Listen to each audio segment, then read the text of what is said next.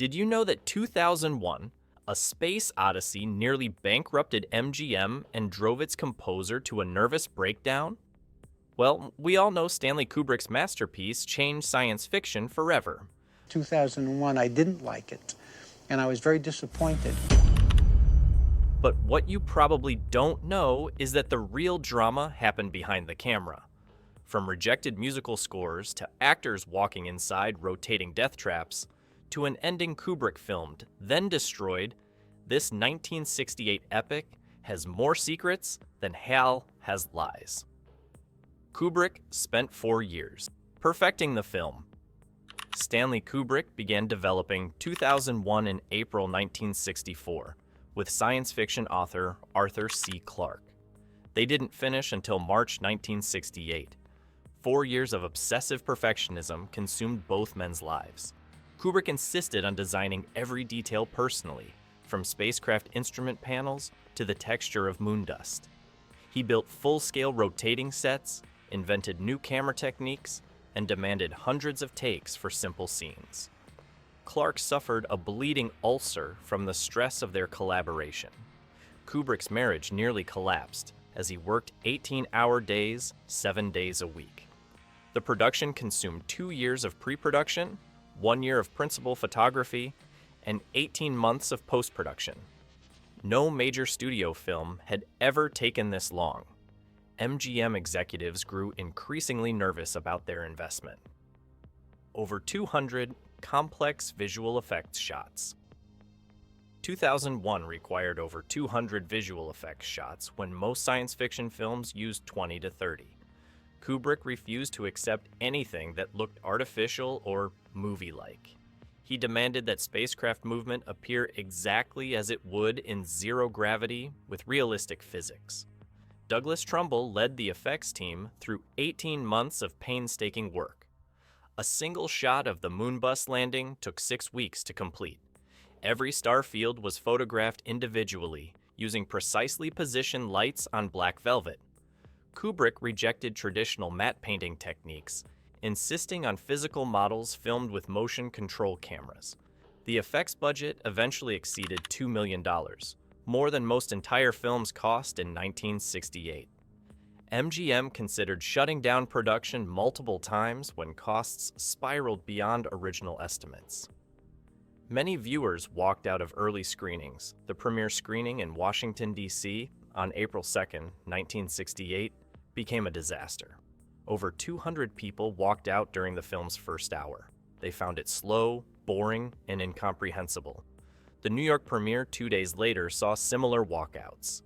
Rock Hudson famously stormed out, demanding to know, "What the hell is this about?" MGM executives watched in horror as their expensive investment confused and frustrated audiences.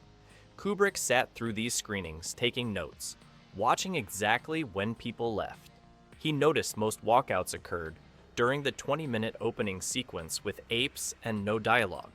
Kubrick refused to change anything. He believed audiences needed time to adjust to his radical approach. Within weeks, however, word of mouth from younger audiences transformed the film into a cultural phenomenon. The sudden post-production rejection of Alex North's score. Kubrick hired composer Alex North, who'd scored Spartacus, to create an original orchestral score. North spent months composing and recording a complete soundtrack with a full orchestra. The music was beautiful, sweeping, and dramatic. Kubrick listened to North's finished score in December 1967 and rejected everything. He told North the music was too conventional and too earthbound for his cosmic vision. North was devastated. His score had cost MGM significant money and represented months of creative work. Kubrick decided instead to use pre-existing classical pieces. Also, Sprach Zarathustra by Richard Strauss, The Blue Danube by Johann Strauss, and compositions by György Ligeti. North learned about his score's rejection from other musicians weeks later. Kubrick never personally told North his music wouldn't be used. Their friendship ended permanently. The famous rotating gravity set. Kubrick built a 38-foot diameter rotating Ferris wheel, set for the spacecraft's artificial gravity scenes. The massive structure cost $750,000 to construct, roughly a quarter of the original budget. The set rotated at 3 miles per hour while the camera stayed fixed inside, creating the illusion that actors walked up walls and across ceilings. Actor Gary Lockwood performed his jogging scene by actually running inside the rotating cylinder for take after take. The set's rotation had to be precisely timed with actor movements. A single miscalculation could have caused serious injury. Building the rotating set consumed 6 months before filming could begin. MGM executives questioned whether the expense was justified. Kubrick insisted the effect could be achieved no other way convincingly. The monolith's design was almost different. The iconic black monolith started as something completely different. Early designs featured a transparent pyramid filled with shifting geometric patterns and lights. Kubrick spent months testing various translucent materials and lighting effects. Nothing satisfied him. The pyramid looked too decorative, too comprehensible. Kubrick wanted something utterly alien and impossible to interpret. He experimented with spheres, cubes, and irregular shapes. Finally, during a late-night design session, Kubrick sketched a simple black rectangle using mathematical proportions of 1 to 4 to 9, the first 3 squared numbers. The elegant simplicity captivated him immediately. The monolith became a featureless black slab, reflecting nothing and revealing nothing. Its very blankness invited interpretation while refusing explanation. The design's minimalism perfectly embodied the film's mysterious themes. Arthur C. Clarke initially hated the black rectangle, preferring the pyramid concept. A film about human evolution and technology. Kubrick and Clarke designed 2001 as a visual essay on humanity's relationship with tools and technology. The film's structure deliberately parallels moments of technological advancement, the apes discovering tools, humanity achieving space travel, and the star child transcending physical form. The match cut from bone weapon to orbiting spacecraft compresses 4 million years of evolution into a single edit. Kubrick believed technology was simultaneously humanity's greatest achievement and greatest danger. Age AL 9000 represents technology becoming too advanced to control. The monolith appears at each evolutionary leap, suggesting external intervention in human development. Kubrick wanted audiences to contemplate whether humanity created technology or technology created humanity. He removed almost all dialogue to force viewers to engage with pure visual storytelling and their own interpretations. IBM was unhappy with HAL's portrayal. IBM executives grew increasingly concerned during production when they learned about HAL 9000's villainous role. IBM had provided technical consultation and computer equipment for the production. They feared audiences would associate HAL's murderous behavior with IBM computers. IBM's legal department contacted MGM requesting that all IBM logos and branding be removed from the film. Kubrick complied reluctantly.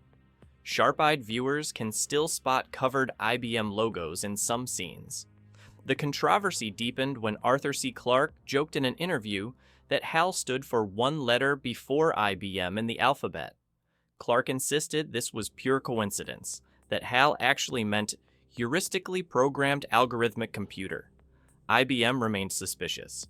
For years afterward, IBM avoided any association with the film despite its cultural impact. The company believed HAL damaged public perception of computer reliability. Evolution of the title from Voyage Beyond the Stars. The project began with the working title Journey Beyond the Stars in 1964.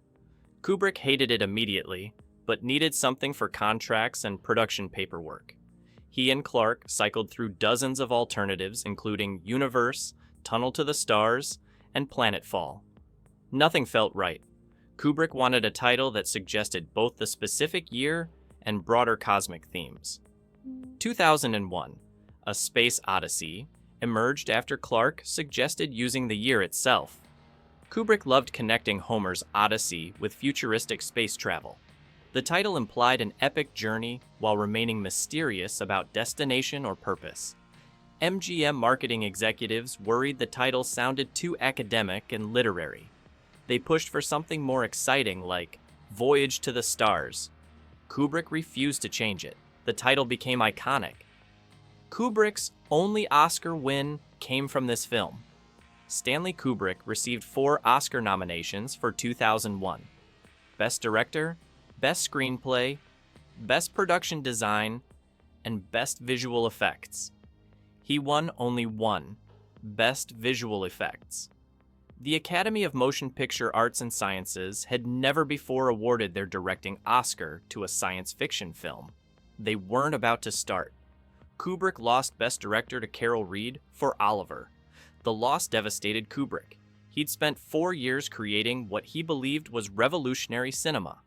Instead, the Academy chose a conventional musical adaptation. Kubrick's visual effects Oscar came with controversy. Many argued Douglas Trumbull and the effects team deserved equal credit. Kubrick accepted the award alone.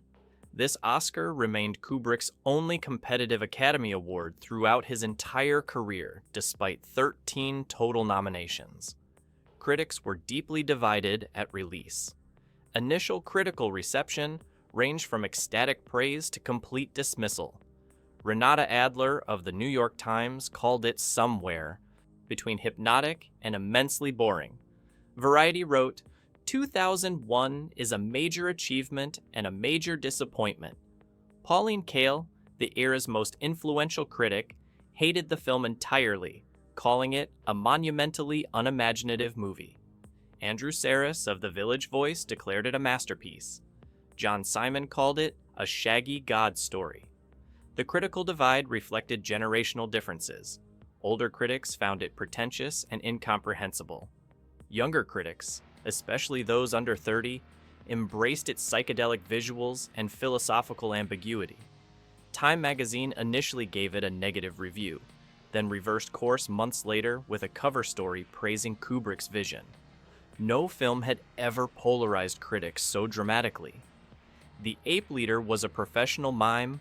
Dan Richter, who played Moonwatcher the ape leader, was a professional mime and choreographer, not an actor. Kubrick hired him specifically for movement skills rather than acting ability. Richter spent 4 months studying primate behavior at zoos and research facilities before filming. He developed a complete movement vocabulary for the ape sequences based on authentic primate gestures and postures. Richter then trained the other ape performers in his techniques. The ape costume weighed 40 pounds and had extremely limited visibility. Richter performed the iconic bone-throwing scene through pure muscle memory after extensive rehearsal. He couldn't see the bone clearly through the costume's eye holes. Kubrick demanded 63 takes before accepting the shot. Richter's mime training allowed him to convey emotion and intelligence through pure physical performance without dialogue or clear facial expressions. HAL 9000's voice was recorded in one long session. Douglas Rain recorded Hal's entire voice performance in a single 9-hour session in a Toronto recording studio. Kubrick had previously auditioned dozens of actors, including Martin Balsam, who actually recorded Hal's lines initially. Kubrick fired Balsam after editing footage, believing his voice sounded too emotional and too human. He wanted Hal to sound calm, pleasant, and utterly inhuman. Douglas Rain, a Canadian Shakespearean actor, provided exactly the emotionless quality Kubrick wanted. Rain recorded every line in order from beginning to end without breaks. Kubrick directed via telephone from England, demanding subtle variations in tone and pitch. Rain never met Kubrick in person. He received a flat fee and no residuals. Rain's eerily calm delivery became one of cinema's most recognizable voices despite minimal compensation. Invention of the labor-intensive slit-scan Stargate machine. Douglas Trumbull invented the slit-scan photography technique specifically for the Stargate sequence showing Dave Bowman's journey beyond Jupiter. The process required a massive custom-built apparatus with a camera mounted on a track, moving toward a backlit artwork through a narrow slit. Each frame of film captured slightly different portions of the artwork, creating streaking light effects. Producing 1 second of footage required up to 8 hours of exposure time. The complete Stargate sequence took 4 months to photograph. Trumbull experimented with different artwork, colors, and movement speeds to create otherworldly effects. Kubrick watched daily footage and demanded constant adjustments. The technique had never been used in cinema before. It became the film's most visually striking and psychedelic sequence. Years later, Trumbull admitted the slit-scan process was mind-numbingly tedious, but produced imagery impossible to achieve any other way. Alternate ending Kubrick filmed an entirely different ending that was cut before the premiere. The original version included a longer sequence after Dave Bowman's transformation into the Star Child. Kubrick shot extensive footage of alien beings observing Earth from space. These aliens were the monolith creators, finally revealed on screen. The sequence featured elaborate alien costumes and sets depicting their advanced civilization. Kubrick watched the assembled footage during post-production and made a radical decision. He ordered the entire alien sequence removed and destroyed. He believed showing the aliens explicitly ruined the film's mystery and diminished its cosmic scope. The ending was trimmed to simply show the Star Child floating in space gazing at Earth. Only a few production stills survive showing the deleted alien civilization. Kubrick never publicly discussed his reasons for the cut beyond saying it explained too much. 2001 could have been a conventional science fiction adventure with musical score, clear explanations, and visible aliens.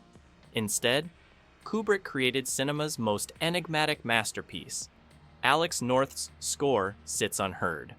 The rotating set cost a fortune, and the real ending was destroyed. Some mysteries are better left unsolved.